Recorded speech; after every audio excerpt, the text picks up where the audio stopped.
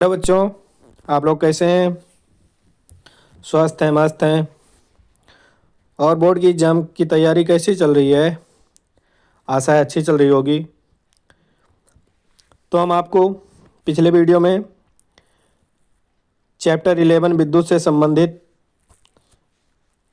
7 important question बता चुके हैं और आज आपको 8वां इम्पॉर्टेंट क्वेश्चन बताएंगे। ठीक, 8 से शुरू करेंगे। बहुत सारे क्वेश्चन आपको हम बताएंगे जो हर साल बोर्ड एग्ज़ाम की तैयारी करने में बेहतर होते हैं और पूछे भी जाते हैं बोर्ड एग्ज़ाम में। ठीक, तो चलिए शुरू करते हैं। प्रश्न 8, विद्युत परपथ क्या है? एक सरल विद्युत परपथ का नामांकित चित्र बनाइए। उत्तर, विद्युत धारा के प्रवाह के लिए बंद पथ को विद्युत परपथ कहते हैं। जब परपथ बंद होता है तभी धारा प्रवाहित होती है। ठीक, तो विद्युत परपथ किसे कहेंगे? विद्युत परपथ उसे कहेंगे जब विद्युत धारा के प्रवाह को क्या करेंगे? हम बंद कर देंगे। ठीक, जैसे जो विद्युत धारा है उसके प्रवाह को बंद कर देंगे तो क्या कहलाएगा? विद्युत परपथ। ठीक, परिपथ जब बंद होता है तभी धारा प्रवाहित होती है। क्या होता है? जब परिपथ बंद होगा तो क्या होगी? धारा प्रवाहित होगी। ठीक, तो परिपथ के मुख्य भाग कौन कौन से हैं? सेल, जो परिपथ होता है उसके मुख्य भाग कौन कौन से होते हैं? सेल। क्या हुआ? ये आपका हो गया सेल। ठीक, ये आपका हो गया सेल, ये हो गया प्लस, ये हो गया माइनस। कुंजी, ठीक, तो आपकी कुंजी। एमीटर, एमीटर होता है। ठीक, प्रतिरोध, जो प्रतिरोध होता है। ठीक, वोल्ट मीटर भी लगा होता है। ठीक, तो ये सब आपके क्या हैं? विद्युत परपथ के मुख्य भाग हैं। ठीक, क्वेश्चन 9, विद्युत प्रतिरोध रेजिस्टेंसी क्या है? इसकी एसआई इकाई क्या होती है? क्वेश्चन 9 क्या पूछता है? विद्युत प्रतिरोध जो होता है वो क्या होता है? ठीक, विद्युत प्रतिरोध क्या होता है? ठीक, और इसकी इकाई क्या है? तो चलिए समझते हैं। विद्युत प्रतिरोध किसी पदार्थ की प्रतिरोध का वह गुण है जिससे यह पता चलता है कि पदार्थ विद्युत धारा का कितना विरोध करता है। मतलब इसमें क्या होता है, जैसे जो पदार्थ होती है वो उसकी प्रतिरोधता ऐसा गुण होता है जिससे क्या पता चल जाए विद्युत धारा का कितना विरोध हुआ। मतलब जब पदार्थ में कोई धारा प्रवेश की, धारा आई बराबर प्रवेश की, तो क्या हुआ? उसके धारा पे कितना विरोध लगा या कितना उसका विरोध किया गया कि वो आगे ना जाए। तो आगे ना जाने के लिए जो विरोध किया गया उसी को क्या कहेंगे? विद्युत धारा का प्रतिरोध। ठीक, इसका सूत्र है काई बराबर R into A upon L. इसका सूत्र होता है। ठीक, काई बराबर आर ए अपान एल। ठीक, इसका इकाई, जो इसका एसआई मात्रक होता है क्या होता है? ओम पर मीटर। ठीक, ये जो चित्र है किसका है? ओम का है। ठीक, तो इसका एसआई मात्रक क्या होगा? ओम पर मीटर। ठीक, क्वेश्चन 10, किसी चालक का बीआई ग्राफ बनाइए एवं उसकी विशेषता बताइए। तो बीआई ग्राफ क्या होता है और उसकी विशेषता क्या होती है? उत्तर, बीआई ग्राफ में एक्स अक्ष पर धारा आई और वाई अक्ष पर विभवांतर लिया जाता है। इसमें क्या होता है? जो ग्राफ बनता है उसमें क्या होता है? एक्स अक्ष पे, एक्स अक्ष पे किसे लिए जाएंगे? धारा को। ठीक, और वाई अक्ष पर किसको लेंगे? विभवांतर को। या अगर आप सीधी रेखा प्राप्त होती है, इसमें क्या होता है? एक सीधी रेखा प्राप्त होती है। ठीक, तो ये आपका ग्राफ हो गया। ठीक, विशेषता इसकी क्या होती है? ढाल, जो प्रतिरोध होता है। ओम के नियम का सत्यापन भी इसी के द्वारा किया जाता है। ठीक, सीधी रेखा मूल बिंदु से गुजरती है। जो सीधी रेखा होती है वो कहाँ से गुजरती है? मूल बिंदु से गुजरती है। जैसे ये आपका हो गया। ठीक, ये वाई अक्ष हो गया, ये एक्स अक्ष हो गया। तो जो सीधी रेखा होगी वो मूल बिंदु से, मतलब ये है आपका मूल बिंदु, यहाँ से निकलेगी वाई अक्ष पे जाएगी और यहाँ से निकलेगी तो एक्स अक्ष पे जाएगी। इसमें क्या होगा? जो रेखा होगी वो सीधी सीधी बनेगी। ठीक, और जो वाई जो होगा वो विभवांतर, और ये यक्स जो होगा वो क्या होगा, धारा होगा। ठीक। क्वेश्चन 11 है, विद्युत बल्ब का तंतु टंगस्टन का ही क्यों बनाया जाता है।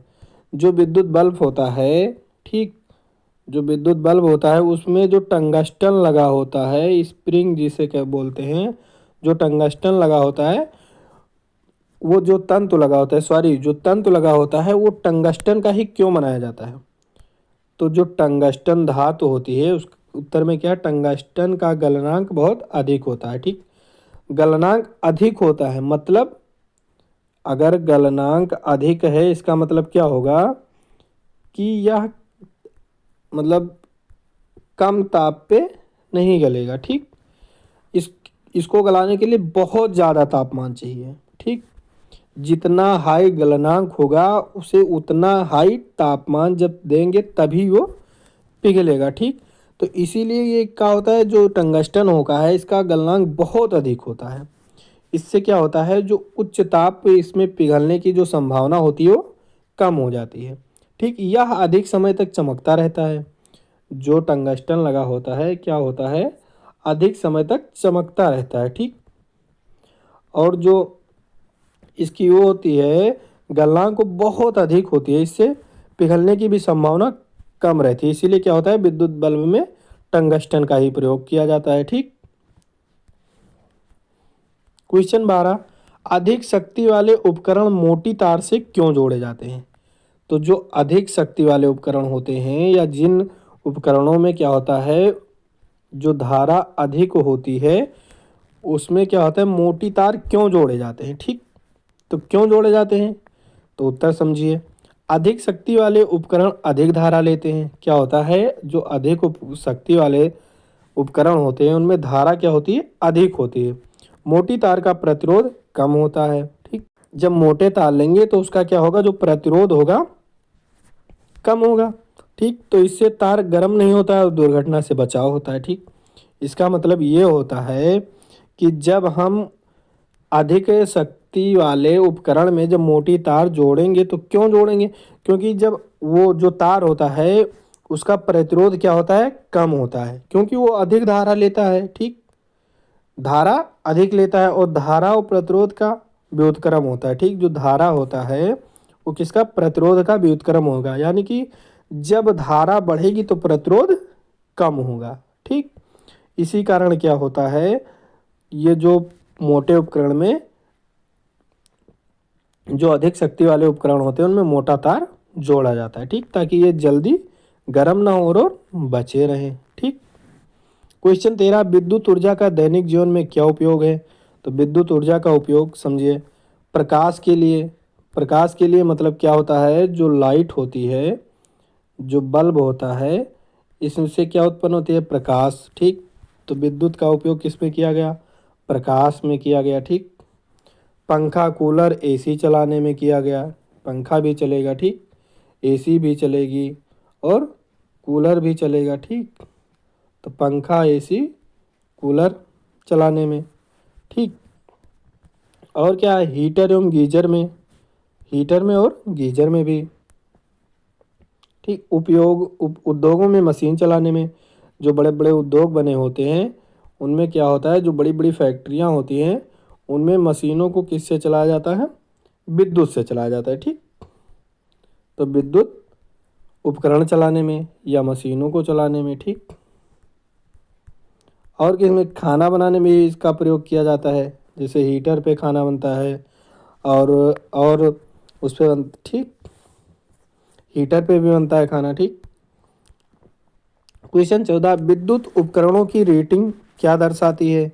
तो जो विद्युत उपकरण होते हैं उनकी रेटिंग जो होती है वो क्या दर्शाती है। तो रेटिंग उपकरण की शक्ति एवं विभव को दर्शाती है। जो रेटिंग होती है वो क्या दर्शाती है, शक्ति एवं विभव को, मतलब पावर और विभवांतर को दर्शाती है। ठीक, जैसे 220 वाट वोल्ट में क्या होता है, 100 वाट होता है। ठीक, 220 वाट या 220 वोल्ट या 100 वाट। ठीक। क्वेश्चन 15, हीटर में कुंडली का तार नाइक्रोम का क्यों लगा होता है? तो जिस तरह के से अभी आप पढ़े थे कि जो बल्ब होता है उसमें टंगस्टन का धातु क्यों लगाया जाता है, ऐसे है हीटर में कुंडली का जो तार होता है नाइक्रोम का क्यों लगाया जाता है? तो नाइक्रोम का भी प्रतिरोध क्या होता है? अधिक होता है। जो नाइक्रोम का प्रतिरोध आर होता है वो क्या होता है? हाई होता है। ठीक, तो इससे क्या होगा, जब प्रतिरोध हाई होगा तो जो उसका गलनांक होगा वो कम हो जाएगा। ठीक, जब गलनांक कम होगा तो ये अधिक से अधिक ऊष्मा उत्पन्न करेगा और जल्दी से जल्दी गलेगा नहीं, इसीलिए हीटर में क्या होता है? नाइक्रोम का तार लगाया जाता है। ठीक, तो आपके क्वेश्चन समाप्त होते हैं। अगर वीडियो अच्छी लगी तो लाइक करें, शेयर करें, कमेंट करें और हम अगले वीडियो में आपको फिर से मिलते हैं।